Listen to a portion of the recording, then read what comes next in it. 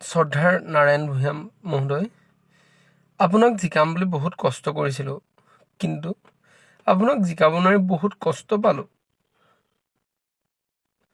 কিয় নাজানো এইকেইদিন মনটো বহুত বেয়া লাগি আছে।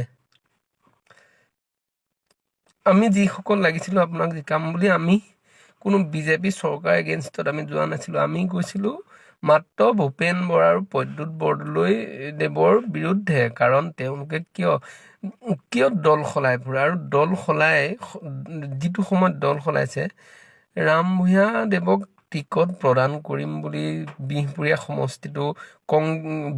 সমষ্টিত কংগ্ৰেছ দলটো সবল কৰিছিলে একমাত্ৰ নাৰায়ণ ভূঞাই।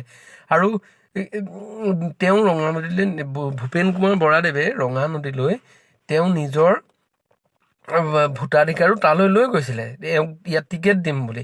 সেইবিলাক কিয় নাটক কৰিলে? আৰু আপুনি অসমৰ ভিতৰত ক'তো এনেকুৱা এটা সমষ্টি নাপালেনে যে যিজনক টিকট দিম বুলি আনিছিলে সেই মানুহজনকে আপুনি হৰুৱাবলৈ ইয়াতে খেলিলে?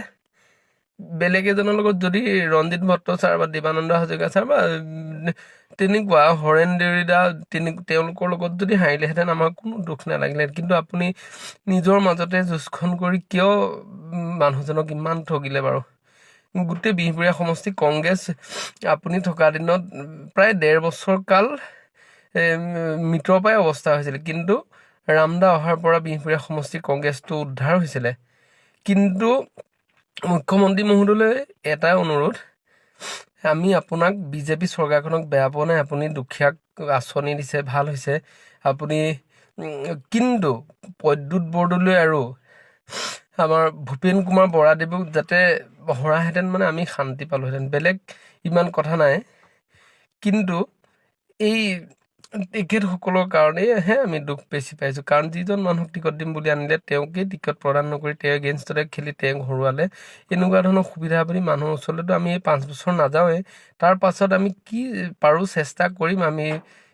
কাৰণ মই যদি সুবিধাবাদী হ'লোহেঁতেন, মই এতিয়া ভূপেন কুমাৰ বৰাদেৱৰ লগতো মোৰ ভাল সম্পৰ্ক আছিল। মোৰ এখন সৰু দোকান আছে, সেই দোকানত ভূপেন কুমাৰ বৰাদেৱ যেতিয়া MLA আছিলে, মোৰ দোকানত বহিয়ে ফ্লেক্সৰ ডিজাইনো কৰিছিলে বহি। কিন্তু মই কি কাৰণে ভূপেন কুমাৰ বৰাদেৱক প্ৰত্যাখ্যান কৰি ৰাম ভূঞা দেৱৰ ওচৰলৈ গৈছিলোঁ সেইটো কথাটো শুনক।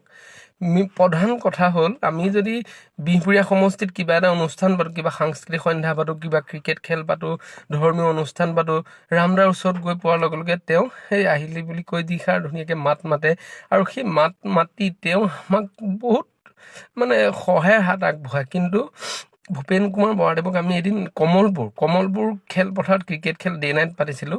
ল'ৰা প্ৰায় 10-15টা ল'ৰা ফটো তেওঁলৈ হোৱাটছআপ কৰি থৈছিলোঁ, কৈছিলোঁ ছাৰ টকা কিবা এটা দিব নেকি, আমাৰ ডে নাইট খেল এখন পাতিছিলোঁ।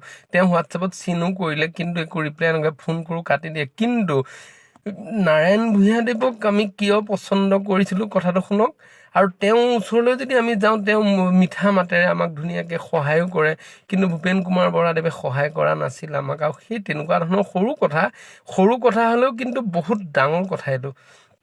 মানুহক অন্তৰেৰে ভাল পাব পাৰিলেহে মানুহক সহায় কৰিব পাৰে। কিন্তু তেনেকুৱা এজন নাৰায়ণ ভূঞা দেৱৰ দৰে মানুহক আমি যেতিয়া জিকাব নোৱাৰিলোঁ,